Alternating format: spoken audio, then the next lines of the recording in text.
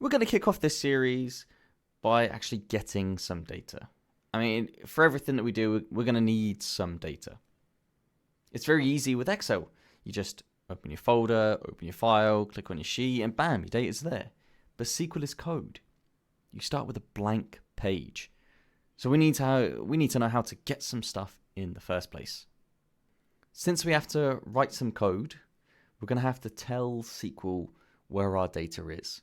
Now, if you're new to SQL or you're new to a data set, you might not necessarily know where that data is. So we're also going to cover how you can find out what's available in your data set so that you know exactly what you can actually put into your SQL code. Hopefully, you'll have some corresponding documentation for your data set so you won't have to do this, but it's a good thing to know how to do just in case. Now, I strongly recommend this dbfiddle website if you want to follow along and write some code with me. There's a couple of reasons that I recommend this website. First, it's totally free and you don't need to create an account. You just open it up and you can start writing some SQL. We're going to be writing SQL Server flavored SQL. So if you do go on this website, make sure you click on SQL Server. And the second reason that I recommend this website is because it has the same AdventureWorks data that I'm going to be using in all of my examples. So to get yourself set up on this website, just open it, click on SQL Server, make sure you've got SQL Server selected, and make sure that you select AdventureWorks. That way you'll be able to follow along with what I'm doing and run exactly the same SQL code as what I'm running. Just before we move over to actually writing the SQL, how do you use dbfiddle? It's fairly straightforward. You write some code in the boxes. You don't really need to worry about what this is. But you write some code in the boxes. You can add extra boxes if you want with the plus buttons. After you write some code, you need to run it with the run button. And when you hit the run button, it's going to run each of the boxes. If you want to delete a box, you've got the triple line menu. Just hit the delete button. There's a couple of other ones as well, which you can check out if you want. But that's really it. You write some code and you hit run.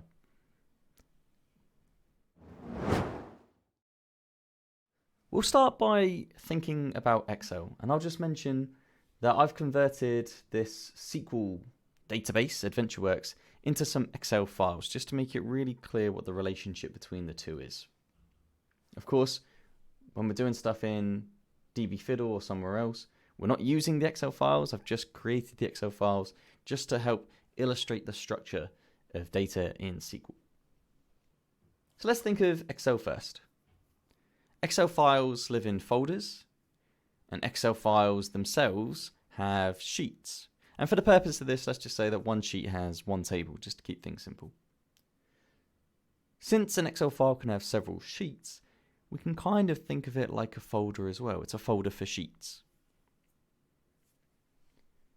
Now thinking about SQL, we can think of the AdventureWorks database like a folder. Inside the AdventureWorks folder are several files. Several Excel files, which we can think of as folders for sheets or folders for tables, but several Excel files. In SQL, the word that we use for these files, these folders of sheets, these folders of tables, is called a schema. But you can think of it in whatever way is convenient for you. You can think of it like an Excel file or like another folder that's full of tables. The SQL word for it is just schema. So let's take a look at one of these in Excel. All we need to do is just point and click. Easy peasy. And bam, our data is immediately available for us to see. One of the nice things about the SQL files is that we have all of the sheets down the bottom immediately available for us to go and click on and look at their corresponding data as well. So it's really easy to navigate Excel. You just open the file and then click through the sheets. And it's even easy to navigate through your Excel files because you just go to the folder and click on the corresponding file. And that's why we like Excel. It's so easy to navigate. So how do we open this file, open the sheet in SQL? We just point and click with Excel. What do we need to do with SQL? Well, the words in SQL that we use, and you'll see that we write them pretty much any time we write some SQL code. The words that we start with are select and from. We need to put some things after the select and after the from, but these are always, pretty much always, the first two words that you're going to write. In the select, we list the columns that we want to see. So in Excel, it will show us all the columns straight away. And we can hide columns if we don't want to see them, but in SQL, we explicitly list out the columns that we want to see. And in from, we tell SQL which table we want to open.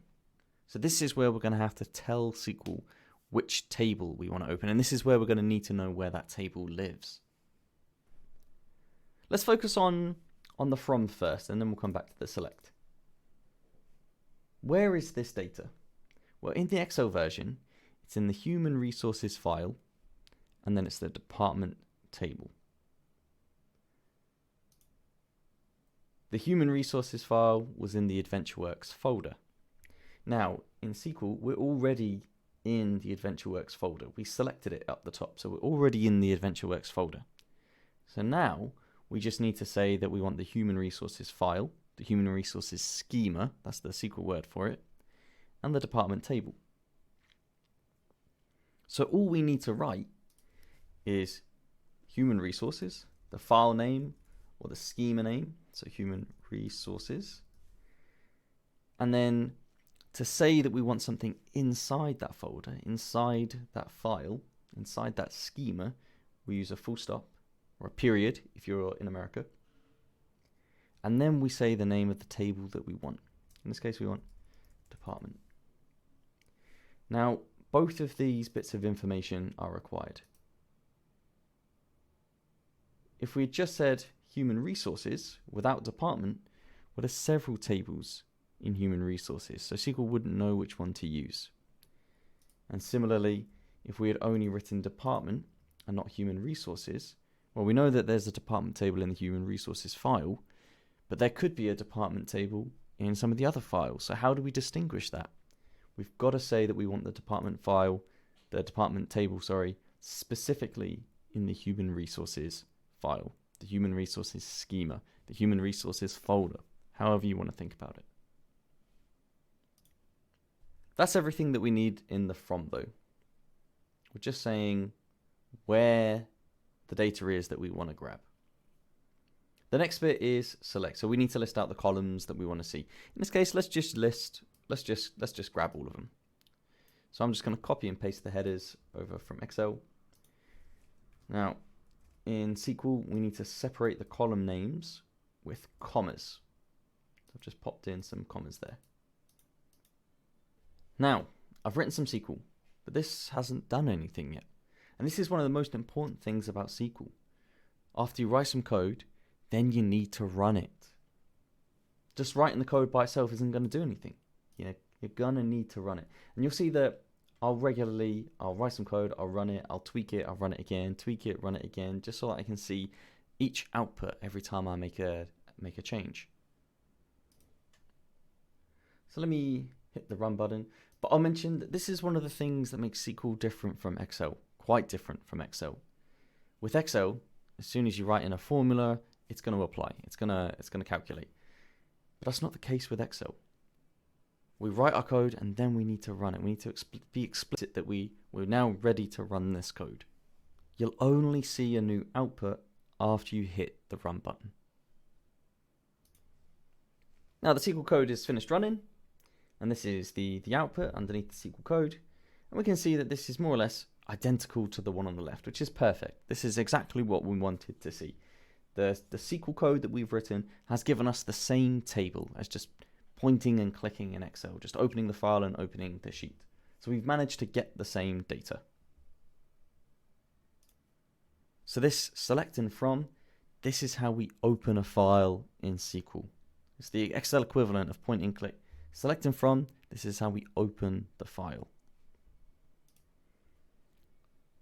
Now I mentioned earlier, we needed to know beforehand what the name of these columns were and what the name of this table was, and specifically that this table was in this schema. Needing to know the name of the table, and where it lives in the schema, in the file, that's always required. You can't get away with not knowing that. But we don't actually need to know the name of the columns. Instead of listing out all of the columns explicitly, we could write select star, select asterisk. And this is special in SQL. The asterisk is special. It means all columns, or everything. So this select star, this is select all columns from this table. So if I rerun this one, it's not going to change the output, because when we explicitly listed out the columns, we explicitly listed all of them. So whether we write all the columns or the star, it's exactly the same. Whenever I'm writing SQL, I'll usually start with select star, just so I can see what's on the table, see all the columns and their data on the table. And I'll usually run this first just to get a feel for what's there, and then I'll go and I'll just pick the specific columns that I care about. So let's say instead of caring about all 4 columns, let's say I just care about the first 2, department ID and name, for whatever reason. I'm going to copy and paste them in, but remember we need to separate them with a comma. So I'm going to rerun this just to show what the output looks like when I only ask for department ID and name. Here we go. It's only given us the department ID and the name. You might have noticed that the column order has changed though, and we'll talk about that later on. Now there's no requirement for us to put the column names, the columns, in the same order as they are in the underlying data. If we wanted, we could swap them around, so I could have name first, department ID second. I've updated my code. Let me rerun it to see the new output. Here we go. So it's absolutely fine swapping the order of the columns. This won't be super helpful for right now, but we can even specify a column multiple times if we wanted to. So I'm going to put in department ID twice, and I've updated my code. I'm going to rerun it. Now this is a bit of a silly example because we don't need to see department ID twice, but you'll see that later on, being able to reference a column multiple times in the select is actually going to be really, really helpful. So bit of a silly example, but good to know that you can do this with the select. One of the things about SQL is that it's designed to be like English. It's designed to be written and read like English, more or less, and for simple queries, the kind of queries that we're covering in this series. So let's use this one as an example. I'm just going to chuck in a couple of words to make it a complete sentence, but we would read this one as select the name and department ID from the human resources.department table. That's a very natural English sentence. And even the version with the star. So if we replace the column names with the star, we would read the star as everything or all columns. So we'd read this version as select all columns from the human resources.department table. Again, just a very natural sentence to describe getting data from a database. You're going to see this a lot, even with some of the upcoming words that we're going to learn. So when you're getting to grips with SQL, think about the English. Think about what English would you use to ask the database for its data, and try and translate that into SQL. And vice versa, if you've written some SQL and it's not quite working quite right, try reading it out loud. Does it sound like an English sentence? I appreciate if English isn't your first language, this might not be a helpful way to think about SQL, to frame SQL in your mind. But if you are comfortable with English, this can be a great way to help get to grips with SQL.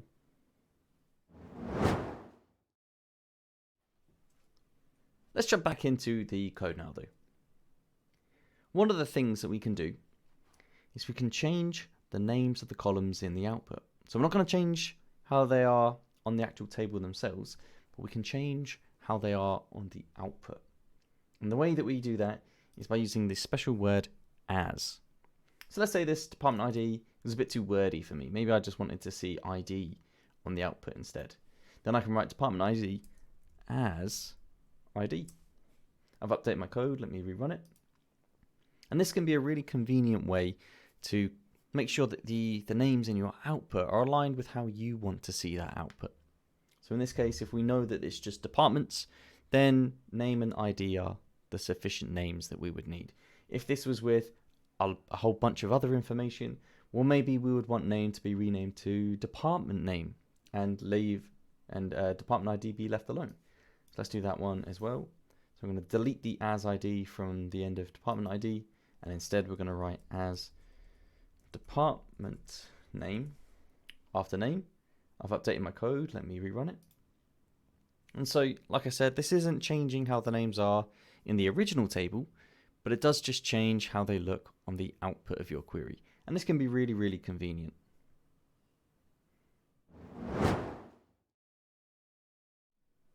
What we've seen so far is that we list the columns that we want after the select and the table that we want after from. But actually, the from is optional. If we don't need to open a file for whatever reason, we can just write select. Now, of course, if we're not opening a file, we can't specify any of the columns on that file, but we could do something like select ABC as some text and 123 as some number. I've updated my code. Let me run it. And we'll see that SQL is absolutely fine with this. When we don't specify a from, SQL is just going to create a single row with the values that we asked for in the select. You're not going to need this very often, so don't worry about this too much if this is a bit weird and wacky. But we will see that sometimes this could be helpful just for testing out some things or for just pulling up a single line of data for whatever reason. I said earlier that when you're starting with SQL, it's a blank page, so it can be really hard to know where to start. And because this is such a difficult part about getting up to speed with SQL, or more specifically certain databases, other people's data, a lot of the SQL flavors have some special built-in tables that will list everything that's in the database for you. So this means that you don't need any documentation. You don't need to know the data that's there. It doesn't matter whose data you're playing with. You know that you've always got some special tables that you can look at that will tell you exactly what's available. So let's take a look at those. This isn't really stuff that you have to know about, but if the data that you're working with isn't very well documented or you're not really sure what's available, this is just one of the ways that you can figure out what's around. So what we're going to do, we're going to do a select star from one of these special tables. So select star from, now these special tables, they all live in this information schema. This is the folder of tables that they live in, the schema that they live in, the file that they live in. And the first table that we're going to look at is tables. And this table has information on all of the different tables that are in this database, in this data set. So I've updated my code. Let me give it a run to see what we get. Now I've just done select star just so we can see the first few columns on this. But let's just keep a couple that we care about. So this is the output. For now, let's just care about table schema and table name. So I'm going to copy those out and paste them into select. I'm going to separate them with a comma and I'm going to rerun the code. So the output that we're going to get is now just going to have the schema, the file, the folder for the tables, and the corresponding table that are in that folder. So you can see that there's quite a lot of information in this database, in this data set. Here's the one that we've been using so far. So this is a great starting point for just seeing what's available in your database. These would all be things that you would put in the from. So the top line, for example, if we wanted to take a look at this one, we could just copy this out, paste it in here, separate them with a full stop, a period, do a select star to run that. I'm not going to run it. But this is where you can see all of the things that you can whack into from. This just gives us table information. So let's look at one more table to see what columns are on all of these tables. Instead of tables, it's columns, still in the information schema. Let's do a select star again, just so we can see what the first few things are. I've updated my code. Let me rerun it. Here we go. So it looks similar-ish to the previous one. This time, the only ones that we're going to care about, table schema, table name, and this is column name. So I'm going to whack these back in, separate them with commas. I've updated my code. Let me rerun it. And this is just going to give us those 3 columns in the output. So now we can see all of the columns that are on a particular table, in a particular schema, in a particular file, in a particular folder, however you want to think about it. I use tables a lot more regularly than I use columns because I know that I can just use star when I'm looking at a particular table. But if you're also interested in what columns are available, this is a great place to go and look. Now, like I mentioned, you don't need to know this. This is just a handy way that you can see what's available in the database, in your data set, without having to rely on anybody else. To wrap up, we've seen that we use the special words select and from to open a file in SQL. In the select, we need to list the columns that we want to see, say department ID and name.